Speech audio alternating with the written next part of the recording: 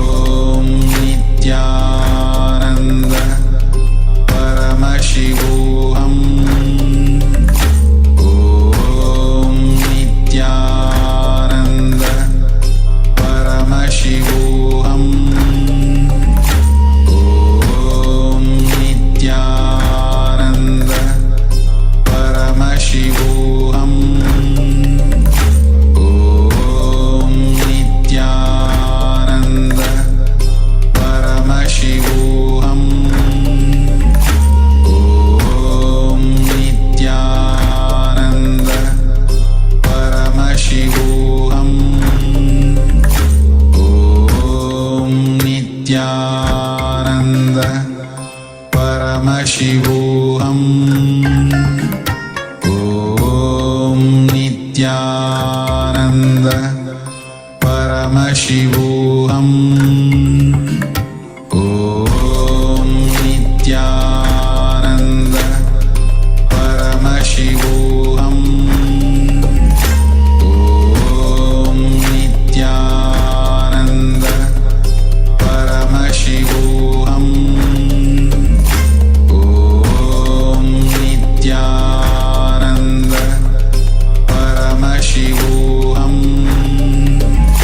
Om Nithyananda Paramashivoham Om Nithyananda Paramashivoham Om Nithyananda Paramashivoham.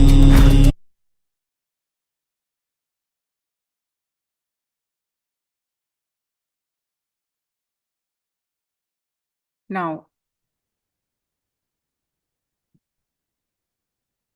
remove your eye bands and share your meditation experience.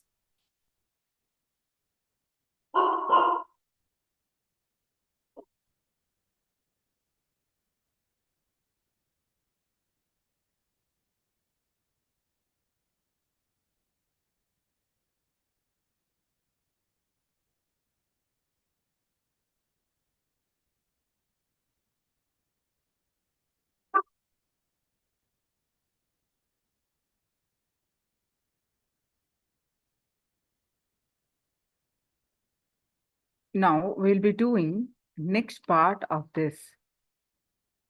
You can actually, yeah.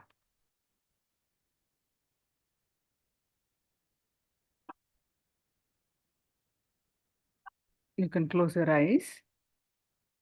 Slowly, very slowly, visualize all your dreams, all your desires, one by one.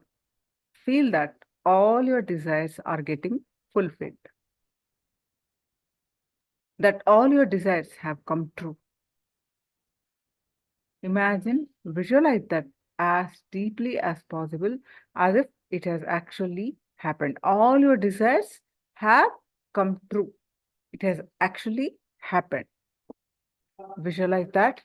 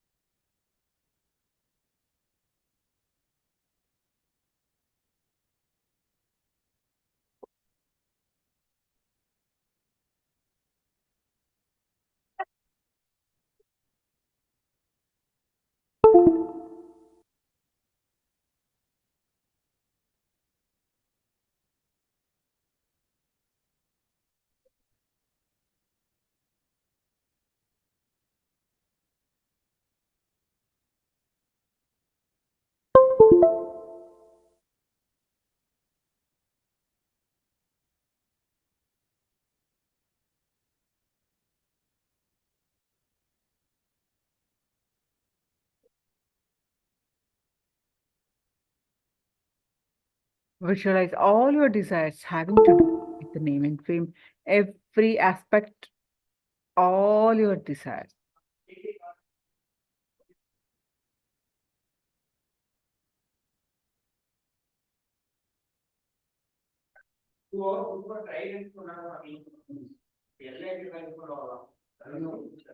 Name and fame, wealth, relationships, all aspects of your life. Visualize all your desires are getting fulfilled.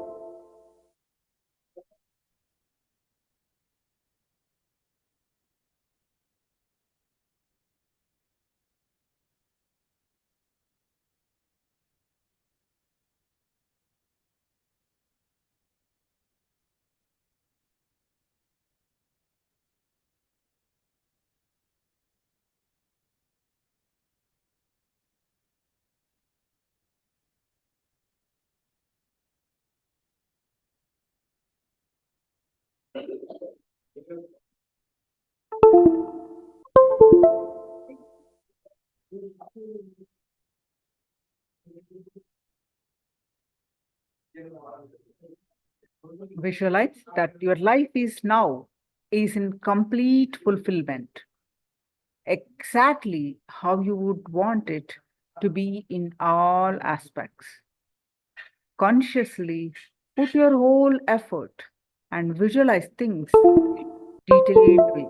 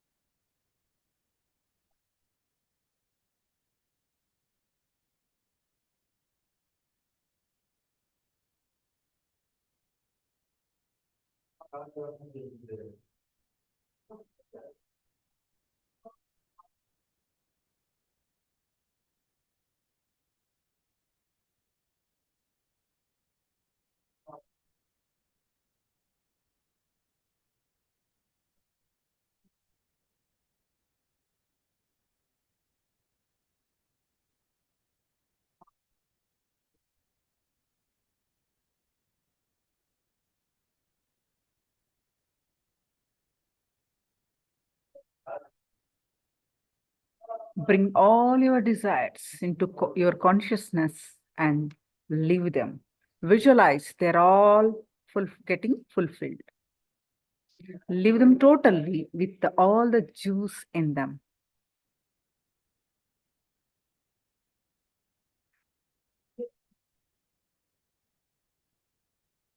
There's nothing wrong in going fully ahead in your meditation.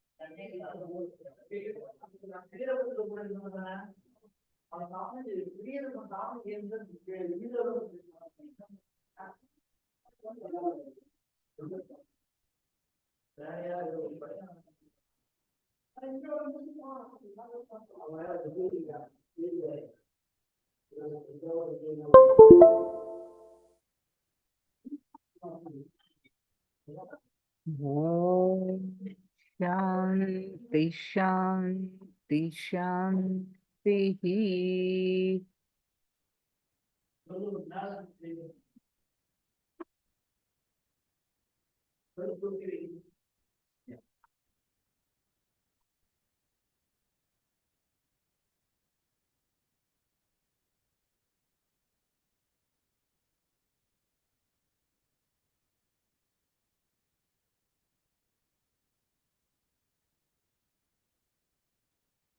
Now we're going to move on to the power manifestation of the distant vision.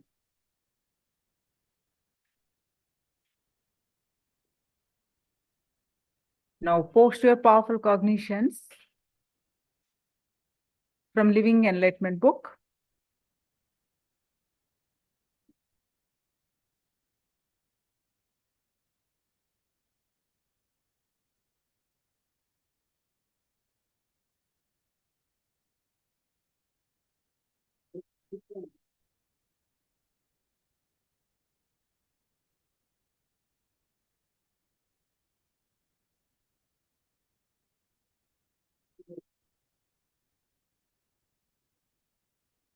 All right. So now please post your powerful cognitions from Living Enlightenment book. We're going to do the one more round of distant vision power manifestation.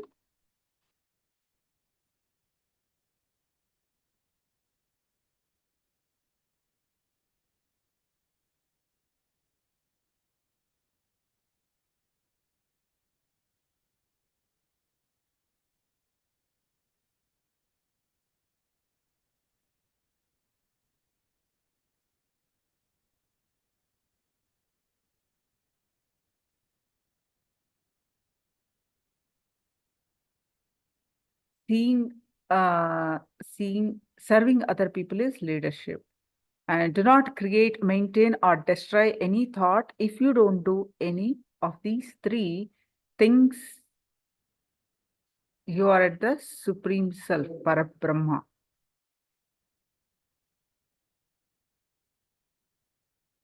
Wonderful. Now, please sit straight. We're going to, so how we are going to manifest this again?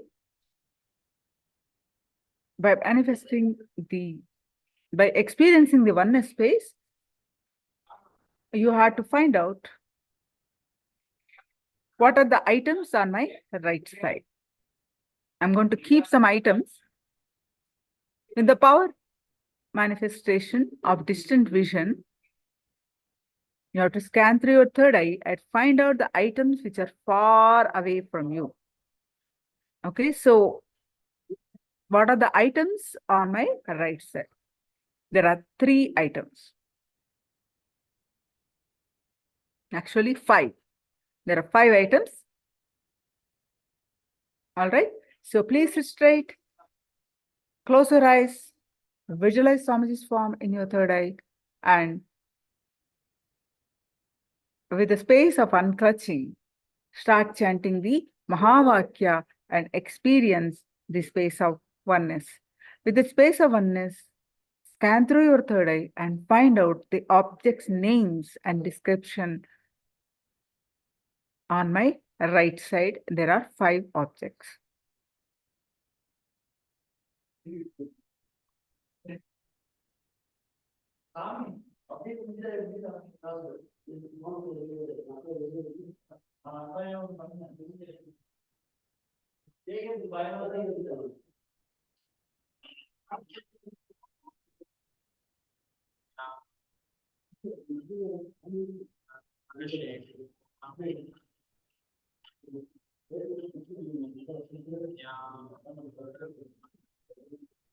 Paramashivoham Om Nithyananda Paramashivoham Om Nithyananda Paramashivoham Om Nithyananda Paramashivoham Om Nithyananda Paramashivoham Om Nithyananda Paramashivoham Om Nithyananda Paramashivoham Om Nithyananda Paramashivoham Om Nithyananda Paramashivoham Om Nithyananda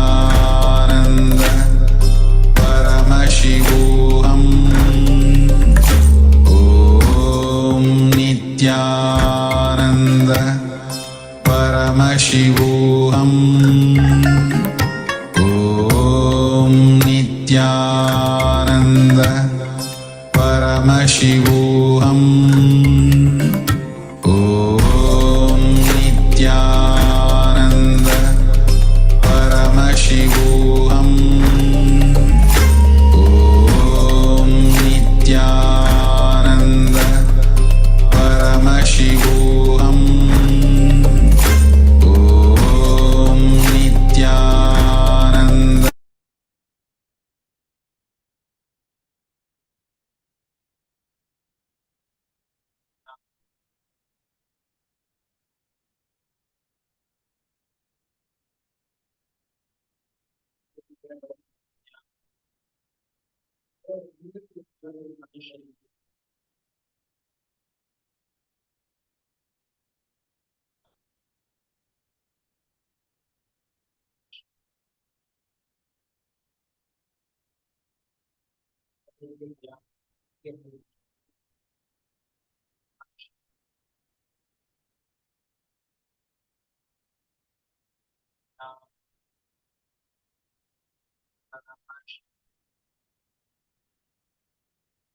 Om Nithyananda Paramashivoham Om Nithyananda Paramashivoham Om Nithyananda Paramashivoham Om Nithyananda Paramashivoham Om Nithyananda Paramashivoham Om Nithyananda Paramashivoham Om Nithyananda Paramashivoham Om Nithyananda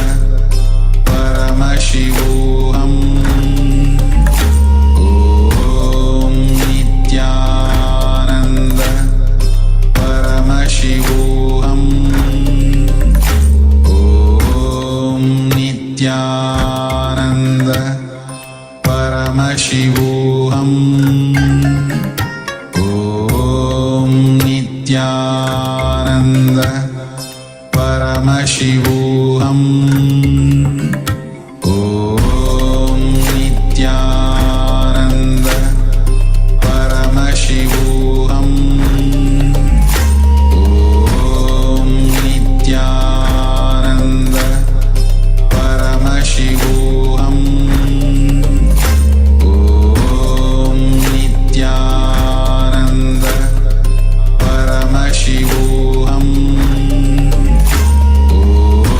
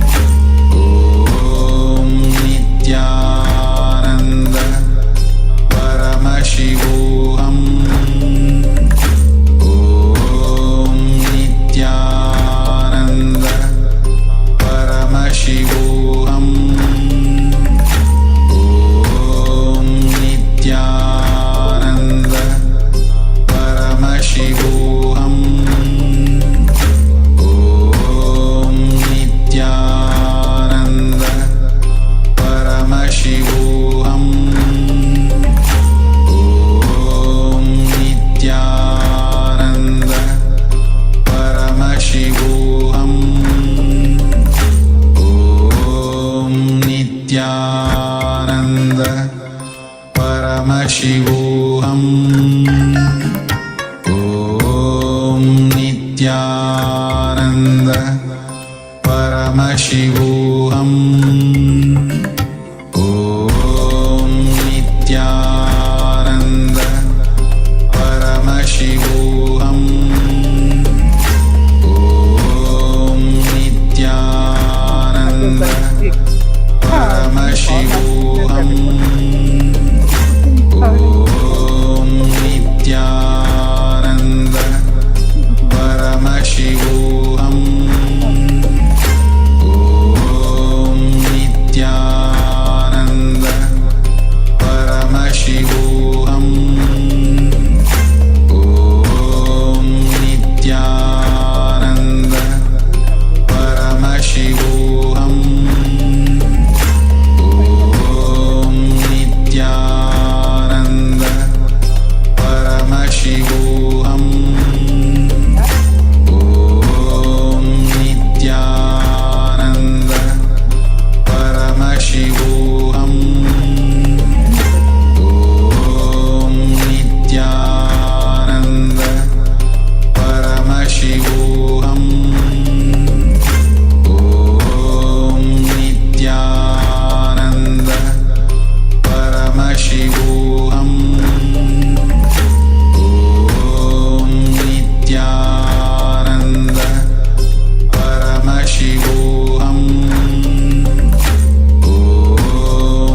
Nithyananda Paramashivoham Om Nithyananda Paramashivoham Om Nithyananda Paramashivoham Om Nithyananda Paramashivoham Om Nithyananda Paramashivoham. Now, remove your eye band and post whatever your third eye revealed, the object's names. Object names on my right side.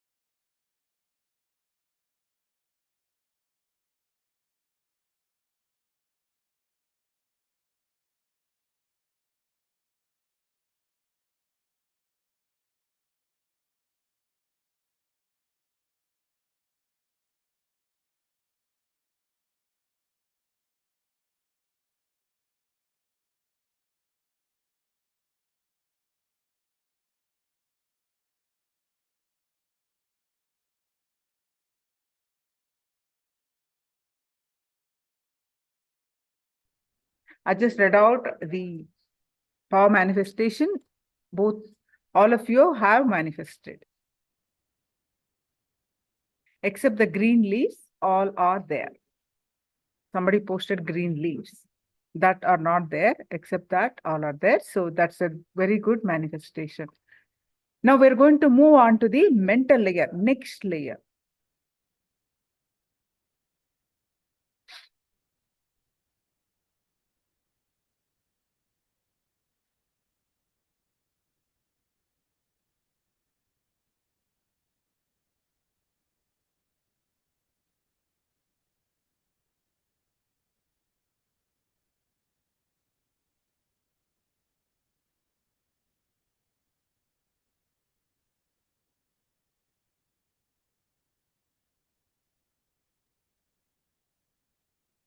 The mental layer is associated with the powerful emotion of guilt. Thoughts are much more powerful than we think they are. We think our thoughts can, at the most, affect only us.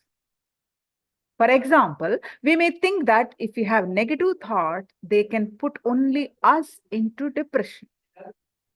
Or only when we are happy, we feel a positive outlook in our thinking for some time.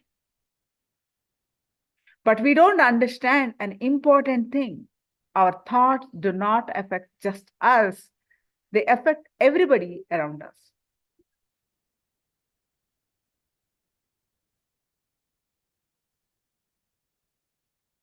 The mental layer is associated with the, okay, this is done.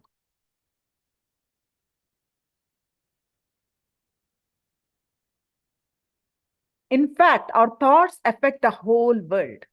We may not be able to believe this logically, but it is our collective thoughts that are responsible for every single incident happening in this universe. Nothing is an accident. Nothing happens randomly.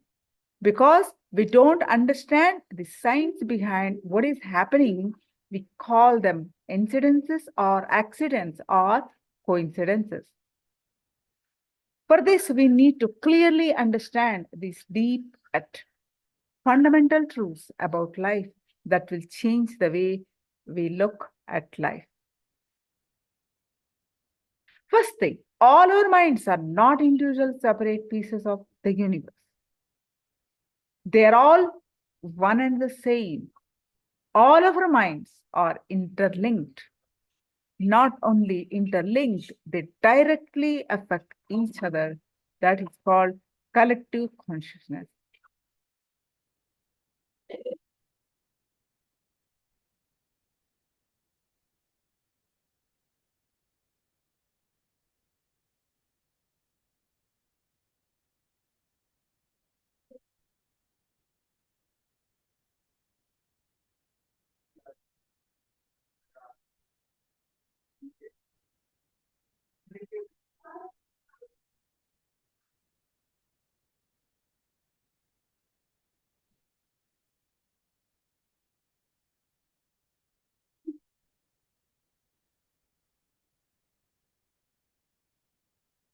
Your thoughts are as infectious as your cold.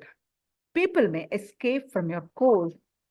It is not so infectious, but your thoughts are so infectious, much more than your cold is. If you catch a cold from someone, you might suffer physically for a few days and then get over it. But when you catch thoughts from people, not only you do suffer mentally, but the suffering is also forever. Similarly, anything that you think affects the people staying around you, it affects not only those who are staying closely around you, but everyone living on planet Earth. Your intellect might resist, saying, how can this be true? But the truth is, all of us are not different beings, are different minds. We are all totally interlinked, closely networked, any of my thoughts can transform you. Any of your thoughts can teach you. We are not separate individuals. We are not an island. There is only one whole thing, collective consciousness.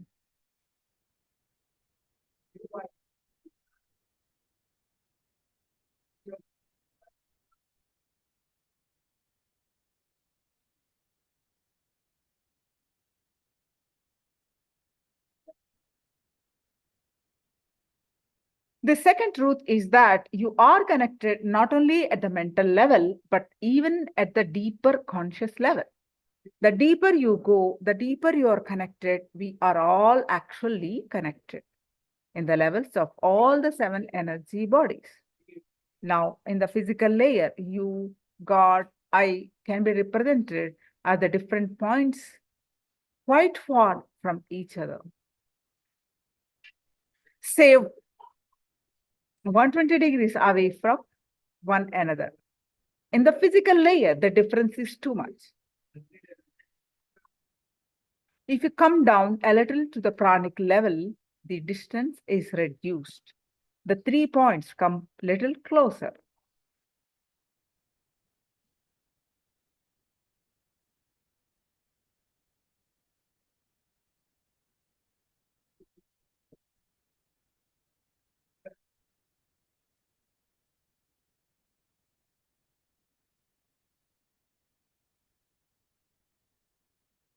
If you come down deeper to the mental level, the distance between you and I further reduced, and so is the distance between you, God, and I.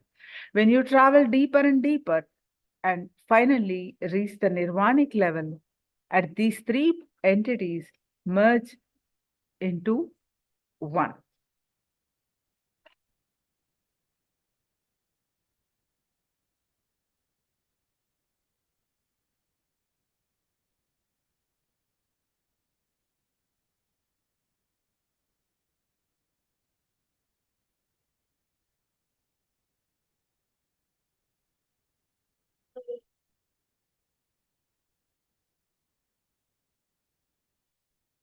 Please be very clear that at the deep end of all these layers, that is the nirvanic layer, God, you, and I are one. There is no distance between us at the nirvanic layer. Let us go a little deeper into this truth. We all seem like different entities at the physical level, but what happens when you love someone intimately? His or her love and suffering affects you. It comes and goes out of your being. This is because at a deeper level, there is no individual entity, and each one of us is a part of the collective consciousness.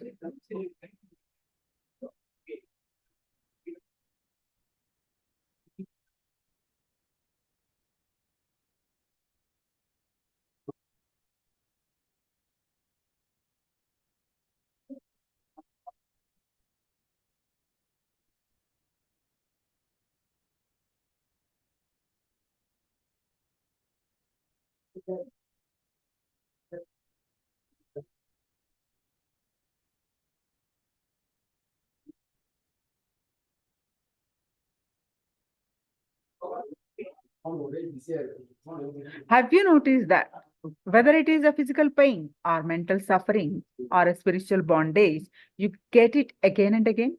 This is because you are not aware that you are a part of the collective consciousness.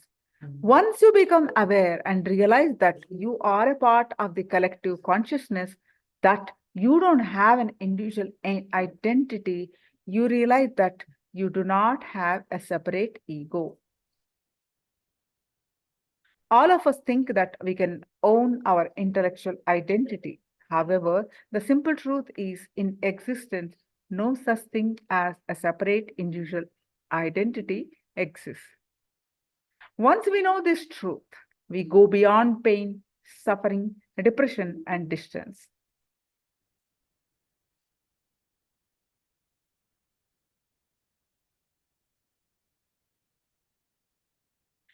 understand clearly that as long as we have this concept of individual identity, whether it is physically or mentally or at the being level, we will be continuously suffering. The moment we start thinking that we are an individual body,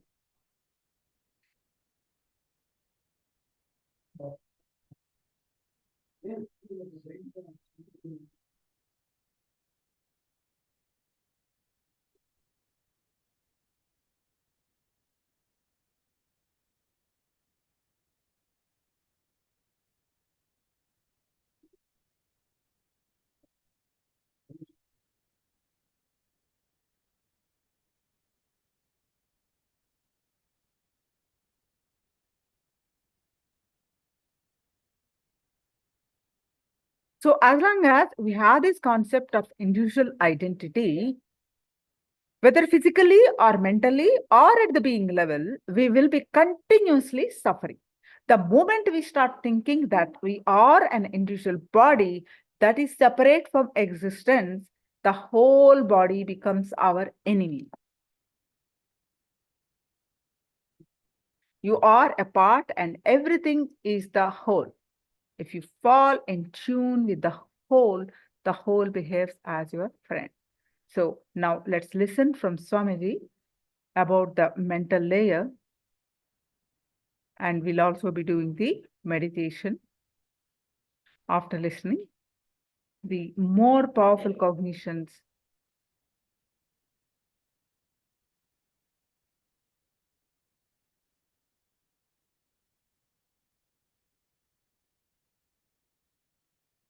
Into initiation. Please understand this word deeply. Initiation means giving you the glimpse of the truth. The next body is cosmic body. In this layer, you don't have any engrams. You experience this layer very rarely when you experience the mindless state.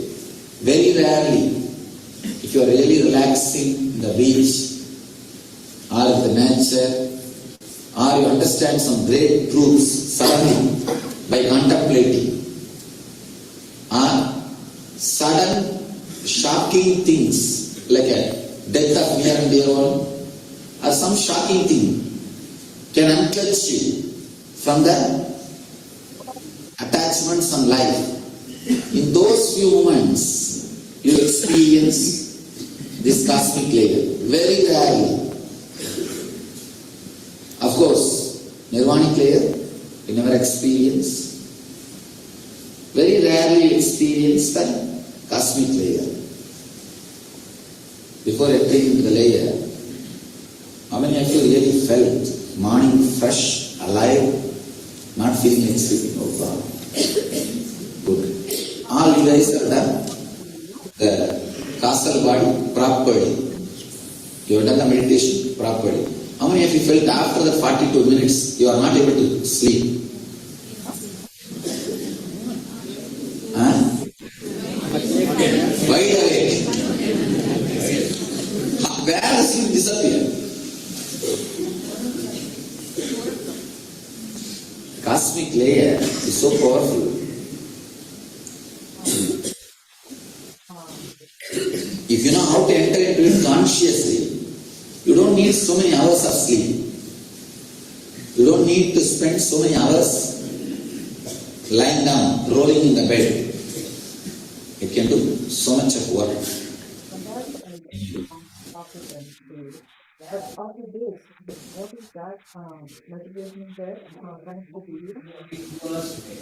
That's good. Every day I sleep only 2 hours. Now you will see, every night before going to sleep, just sit for maybe, you don't have to plan like half an hour or 1 hour or 10 minutes and all. Just sit, decide, till I fall asleep, without my awareness, I will meditate on darkness.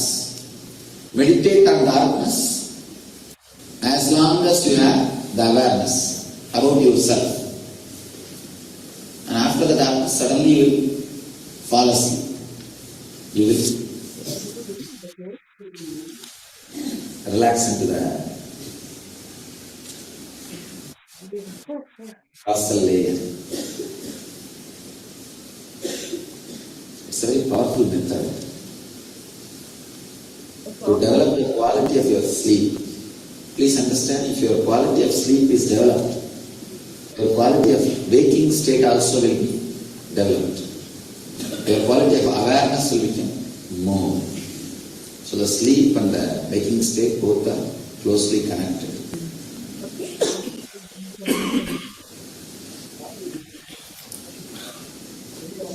In this cosmic layer, you don't have any engrams. Please understand.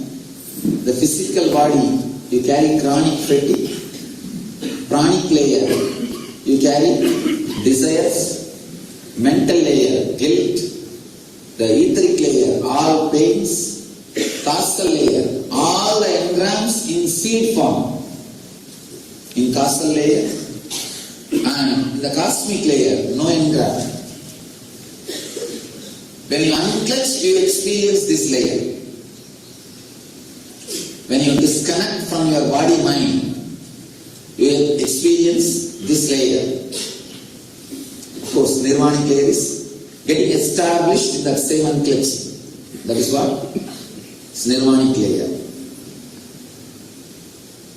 So now, initiation into the truth, the ultimate truth. Please understand, from time immemorial, the truth is only initiated. I tried my best to transmit the same truth through media, through video, DVD, books. I was not successful. I'm not able to. I tried my best. Actually, I just wanted to replace the living master through some system, so that forever this tradition will go on. I tried my best. Last 4-5 years I tried. I'm not able to. I tried so many different ways. I even tried that I will just sit and let the DVD play. Whether people are able to catch the truth. No. Something happens when it comes from an experience inner space. Directly touches the inner space of the listener. It directly penetrates the being. Please understand why I am saying this. The knowledge which you are going to receive now, or the truth which you are going to catch now, is never, not only is never, cannot be transmitted to any book or any other DVD or any other source. It has to be directly heard, internalized and experienced. There are so many great truths revealed as Mahavagya. Mahavagya means in Sanskrit the ultimate word, ultimate truth to lead you to the enlightenment or experience. In Vedic scriptures, there are so many Mahavagyas like Aham Brahmasmi, Tattvamasi, Prajnanam Brahma. So many Mahavagyas. Understand? No problem. Even this word is my own contribution. We went up to the Oxford dictionary, Oxford people. They said that there is no such word in English only. We copyrighted this word. Maybe you can say, this is the Mahavagya. I want to share with you. First, let you understand the truth behind this Mahavagya. Then I have the initiation into Mahavagya. Let me express the word exactly. Unclutch. Unclenching is the Mahavagya. That is the word. Understand, in English there is only one word, disclutching. The unclutching word is a new word.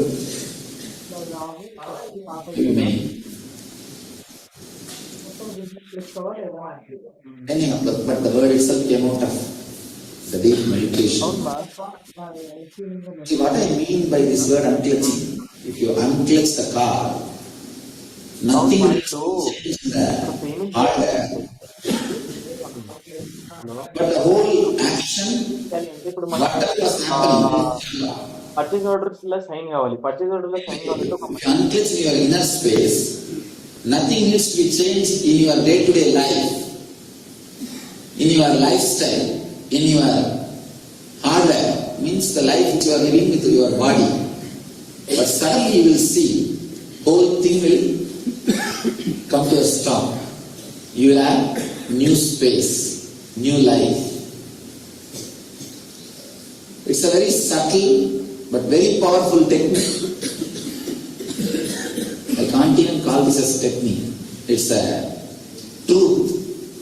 Just reveal truth. Spirituality is inward journey, no doubt, but not for cowards who can't face the simple problems. Surely not for the cowards who can't face the simple problems. And the simple problems are okay, nothing wrong. It shows that you are courageous enough to stand for what you are believing. That's perfectly alright. I have seen many people don't even want to know their first circle to know that they are spiritually involved. And moreover, see, it's a courageous statement you are making to the society with which you are living, that I am trying to live in a different way. Just don't disturb me. I can say one thing. The initial level only it will create little disturbances or unrest, but it will liberate you from many problems. First, actually, when you go back from this program, when they see big mala and bracelet and everything, first few days they will be creating some unrest and all those things. After a few days they know that this fellow has gone crazy. Nothing can be done. I know how the scene goes. Usually when you go back, suddenly the husband will see person is with big mala, bracelet, and a new cloth, the bindi, except one small stick and a flag. Practically everything is done. And when you go back to the house, first thing, what happened to her? And the problem is you also don't keep quiet. Whole day this Namo Nithya is singing in the house. And jumping is going on. And that poor guy, what did he do? And he carried 2 big suitcases of books. And in the house continuously some songs, discourses is going on. That poor guy. And after 2-3 hours, slowly, when he is coming to the reality, coming to terms with the reality that something has happened, you start talking. You should go and meet that song. You should go and meet the program. That guy says, keep quiet, I don't have time for anything. But you know how strong and stubborn you will be. For 2-3 days continuously you will be playing the discourse in loud voice, loud volume, and music will be going on, and some 2-3 days you will be sitting in early morning.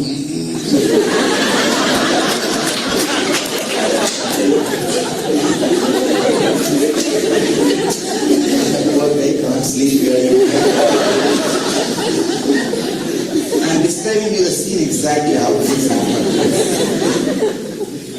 And after 1 week, out of sheer tiredness, unable to withstand your joy, slowly when you are not there, you will try to pick up the book which you put near the bed and slowly see few lines. The moment he hears the sound of knocking the door, you just put the book back and sit. You also know, but you also act as if you don't know. And this goes on. Suddenly people start calling you, and he only will pick up that phone. He will ask, I heard that your wife is healing. Can I come for healing? He can neither say yes nor say no. Just call you. Hey, can you attend your phone? You will say, no, I told you long before my name is changed.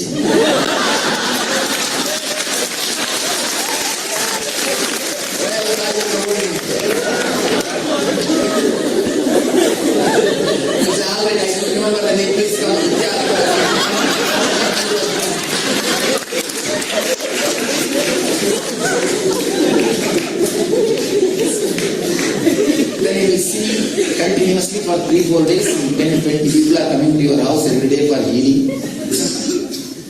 And naturally, 5th day or 6th day, you will come and sit and watch what these guys are talking among themselves. So naturally, you will see 1 or 2 cases coming and telling, oh, I had knee pain, it became alright, I had a headache, it became alright, I had wheezing, it has come down. Anyhow, you can neither say yes nor say no in front of public. You will keep quiet. After 20 days, he will slowly call you. See, last 2 days I am having headache and fever. I heard that you do something. If you want, you can try. I don't have faith for all.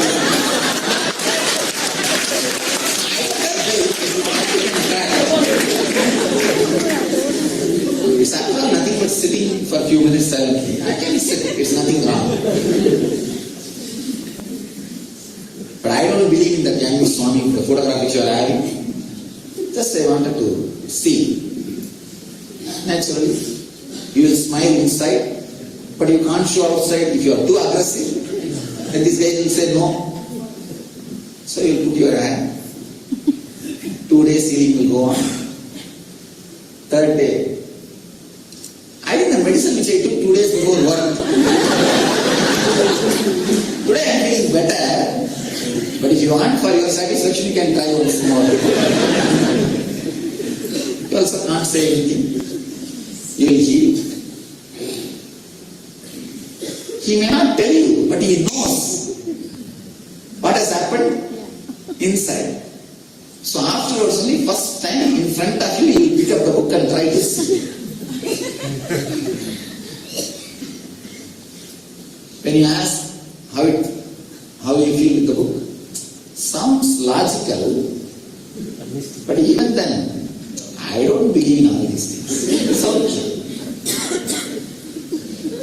After 1 month, you want to come for some program, Jayanti or Shivaratri or something. Naturally, you will say, I am going, why don't you also come? I am not stopping what you are doing. Don't call me. Don't try to convert me. Actually, you say, no, I am not converting you, I am just calling you. If you want, you can also come. No, I am not interested. You can go. But I am not stopping you. It means what? Half yes. Anyhow, finally, after 2 months, suddenly there will be some flexes, posters, banners everywhere. Nithya in your city. And this guy will come back to us. I heard that your young Swami is coming to our city. What's the program? Then you will naturally tell. It's a satsang. If you want, you can come and attend. Meditation program. I don't have time. It's okay, go. If you want, you can go. Just half an hour before the program. Alright. After all, there is nobody to drop you. I can just come at least for taking care of you. It's okay, I'll just see. But don't force me to meditate and all. I'll just come and see what he talks. He'll come and sit. Anyhow, all 3 days program will be over. If you ask, how do you feel with the program? Good, okay. But you are too much into it. It says to meditate, meditate and leave it, that's all. Why there is so many malas, so many bracelets, constantly from morning till night, calling people and talking. You are too much balanced. Anyhow, after 2 months, suddenly he sees in the magazine that there is going to be NSP. Without even telling him, silently he will register. And just 2 days before, slowly he will tell you, I heard that you are going for volunteering to the program. You will say, yes, I am going to volunteer. Rarely we get the opportunity to be with him. I think I don't want to send you along this time. What do you mean by you don't want to send me along this time? I thought I'll also come and be there and see what is going on. Anyhow, you will laugh inside but you will not tell anything. It's okay, if you want to come and try what is there, then naturally the whole NSP will be there. It will be going on. In the gaps, you will try to talk to him and he will say no.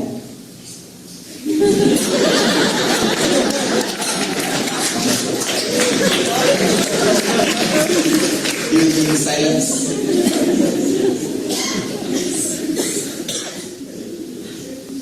After the NSP, after everything is over, and he lands in your house, next day morning, suddenly you will see, in the next room also the same sound.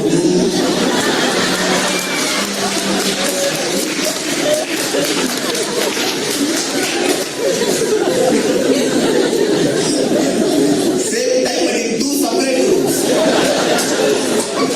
Two separate rooms.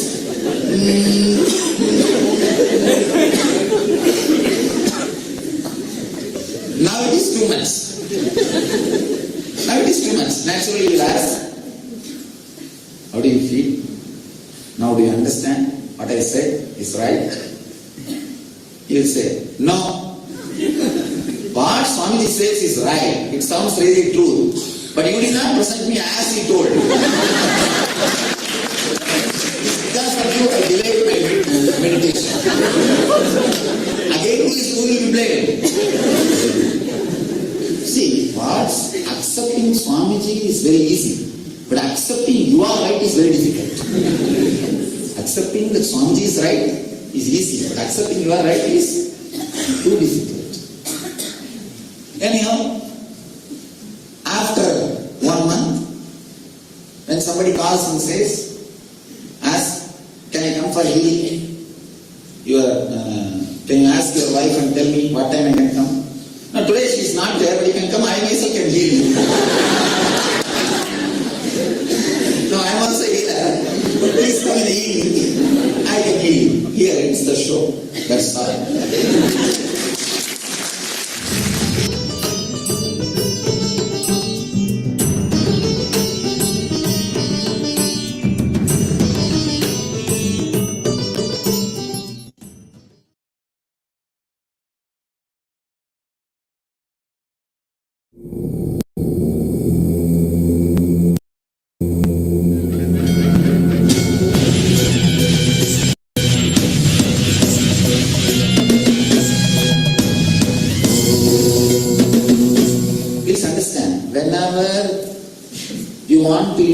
Portable knowledge, I don't have a problem. You are free to use. Many people ask me, all these meditation techniques, can I teach for others? I tell you, are free to use. It's not my property. Property of Buddha, Shakara, Mahavira, Krishna. You have full freedom to teach. I don't have a problem. Then somebody gave me a big list of all the classes they attended. Sudhir there? Oh, please be seated. You can take all this knowledge, whoever wants can use. I have no problem. I am clearly segregating the people who are here for portable knowledge and the people who are here for non-portable experience. People who want non-portable experience. Moreover, when you receive non-portable experience, really you feel like committing with your whole life. You won't even feel it, will just happen. When you close your eyes, start meditating, you'll be just sitting with your regular life and dress. When you open your eyes, suddenly you see your mala and bracelet. It just happens. Let us accept and acknowledge, pay gratitude to each one's contribution. Each one's contribution. When you are given Gayatri, you will be given new name. Do you know all Brahmanas? And if you receive Gayatri formally, you will be given a new name during the Gayatri initiation. See, it's like when you are initiated, you are a new being, new person. That is why you are given new name. It is from Vedic tradition.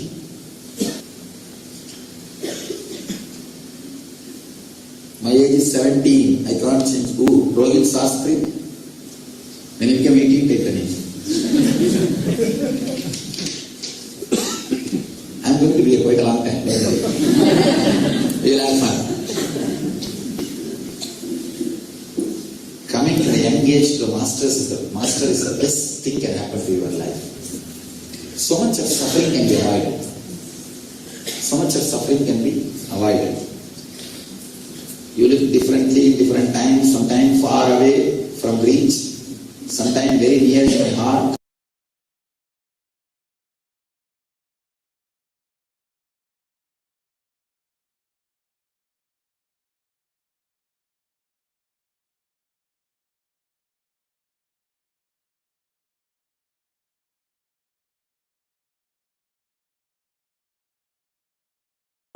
Sometimes very womanly in appearance. Is it my view in which I look at you or anything else? When enlightenment happens, physically you may be male or female, but in the being level you go beyond. Understand? Enlightened being is neither male nor female or gay. He is beyond all the three. It's like how I hold the kerchief and drop it when I don't want. I'm holding this body. So just because I hold this kerchief, you think that this kerchief has become male or female now? No. It is just an object. Same way, the master's body also becomes a simple object through which he relates. That's all. Sometimes, whatever you want to see, you will see, that's all. Sometimes you will see Rama, Krishna, Govinda, whoever you want to see. Whatever you are praying, you will see that. During meditation in the last session, he suddenly appeared and stood on my navel center. When I was concentrating on it, being standing there for a few minutes, followed by Lord Shiva, who persisted in all chakras for the rest of the meditation, I couldn't believe it and felt blessed. Ranganathan, wonderful experience. Only thing, don't be stuck with these experiences. These are good. But as long as you see me as form, you have not had the ultimate truth. It's only you are growing. Maybe you can say, it's like if you see a board, Bangalore, 60 kilometers. It's a good sign you are traveling on the right track. But it's not that Bangalore has come. So, don't stop near the signboards. Somebody is asking, do you have technology for converting Buddhas into Buddhas? What else you think I am doing now? See, if I call Buddhas into Buddhas, it looks very condescending. And I am telling people Buddhas. But even if I don't tell, truth is truth. So how many Buddhas have become Buddhas so far? I can say less than 50. 50 I tried. Less than 50, at least 25. I can say at least 25. If you want to find out, for some technical reasons I don't release the names. It creates a lot of complications for them, for their simple life. If you want to find out, try to live around the people who are living closely with me for the last few years. You will be able to smell the same energy, the same intensity in them. Looking like me is not the thing. How do they look like me? I don't understand. Anyhow.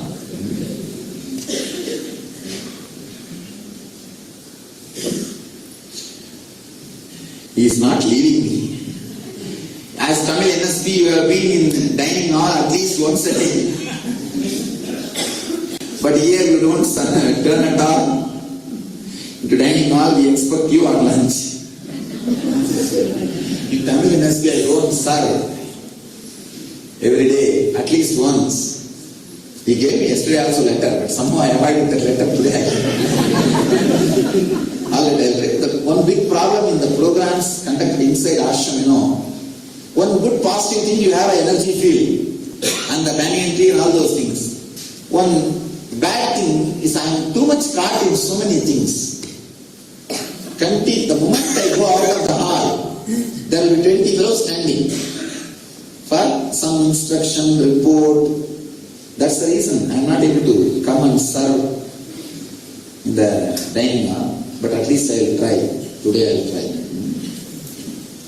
And moreover, there I go and serve, because usually people get that stomach problems when they do all this Vata Pitta Kapha balancing. To heal the stomach, I energize the food so that they will all be healed. They will not have much problem. But here food is already energized. Every day it goes for offering. Please understand, all these 4 days you are eating the offered prasad, energized food. So nothing much, not much problem.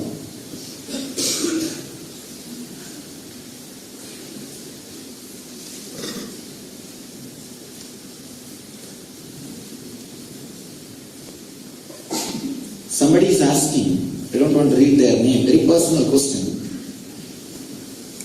After the prarabdha, or after the desire meditation, I know I have a deep lust, but I want to get rid of it. How to? I tell you, if it is your prarabdha, don't even bother about getting rid of it. You will see that lust has enough of power and capability, intensity. It will bring the right person to your life.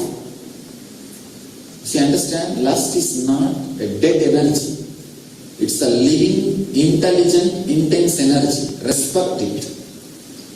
If it is agamya, it will die. If it is prarabdha, which you brought, it will bring the right person to your life and give you the deep fulfillment, and of course, beyond fulfillment, the bliss. So I don't think you should start working for suppressing or dropping. You should only bring more and more awareness to it. If it is agamya, it will drop. If it is prarabdha, it will get fulfilled. Would you please explain the flowering of the emotional body? When we are crying, joy, is that it? When I think of sharing your meditation and teaching with others, I feel joy in my third chakra. Is the flowering or is it cleansing? It is flowering. In cleansing you won't feel joy. You will only feel peace. In flowering only you will feel bliss. Let's enter into the initiation. Maybe just 2 minutes. We will meditate and give our prayers and respects to all the great masters who developed this science of initiation into the truth and who preserved this truth on the planet Earth. Please close your eyes and sit straight. You don't have to tie the ribbon. Just sit straight and close your eyes.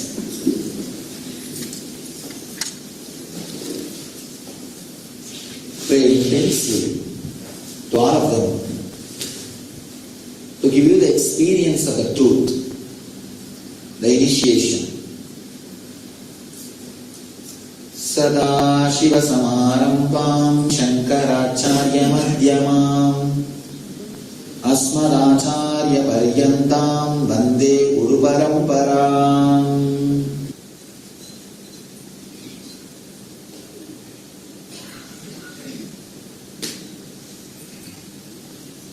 Understand this truth was transmitted only from being to being. You do not know which moment that truth will click with you. Don't miss even a single statement which I am uttering. Any moment it may click. It may just click with you.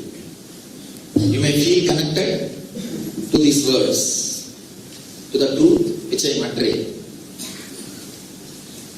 First thing, I want to explain how you touch, connect and create your so-called mind. Please understand, even if you have been initiated, already, do not bother. Listen intensely. You might have been initiated in any mantra, even the same initiation of unclenching you might have heard. If you already done an NSP or Nithya, you would have had this initiation. But don't think you already had initiation. Just sit with a fresh beginner's mind. It can take you to the deeper level clicks, deeper level initiation. How you clutch and create your mind.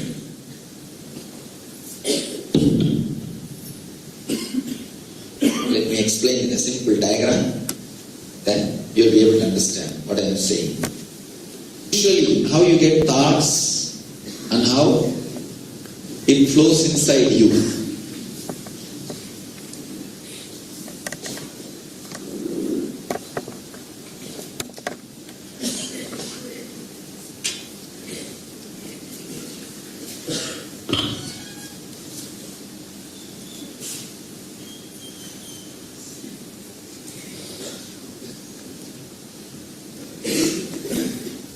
Your thoughts are different shape, different size, different length, different color, different frequency. They are all just flowing.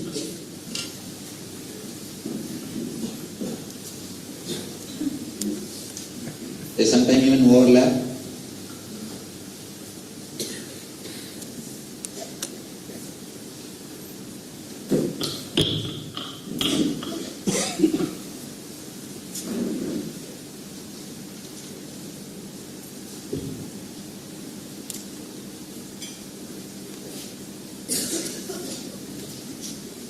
Please understand,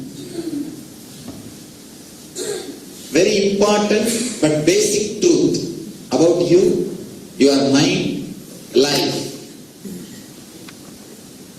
You can say one thought related to some joy and something is related to some suffering. Again some joy, then again some suffering, some painful thoughts, then some joy thoughts, then some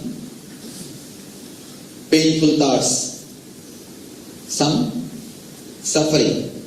Like this, different thoughts are coming, mixing and mingling. Am I right? Please understand. Different thoughts are continuously flowing inside you. You are basically bundle of unconnected, illogical, independent thoughts. If you want to experiment, just you can take few minutes and pen down whatever is coming from inside. Please let me explain, then you can start doing. Whatever comes inside, if you just pen down, you will understand there is no logical connection between one thought and another thought. For example, if you see a dog in the street, immediately you will start remembering all the dogs which you have seen when you were young, and the fear which you had or the attachment you had for the pets. Then you will remember the young age, the teacher under whom you studied. Then you will remember that place where the teacher stayed. Please understand, there is no logical connection between the dog which you saw on the street and the teacher under whom you studied in the young age. But suddenly the mind has slipped to, this is the way your mind flows. Even though both of them are barked at you, that is different. But there is no logical connection between the dog which you saw in the street and the teacher under whom you studied in the young age. But your mind just slips. You are nothing but a bunch of unconnected, independent, illogical, unfledged thoughts. Let us first understand this statement. This truth let us understand. Let us experiment with it. Just sit now, take out a paper and pen. Please understand. Pen down whatever goes on inside. If you feel like, no, I am not feeling like writing anything, I am feeling bored, write that also. Whatever goes on inside, ask it. Please listen. 1 minute. Please listen, then you can start. Have you heard this transcription softwares, the Dragon, the medical, all the doctors are using now. Doctors are using for medical transcription. The transcription software. Whatever you speak, it will transcribe. If a transcription software is connected to your mind, how it will transcribe? Without missing one sound, one word, don't edit, no grammar change, no phonetic change, no spelling change, no pronunciation change. Whatever goes on, just pen down for a few minutes. Just for a few minutes. Please start.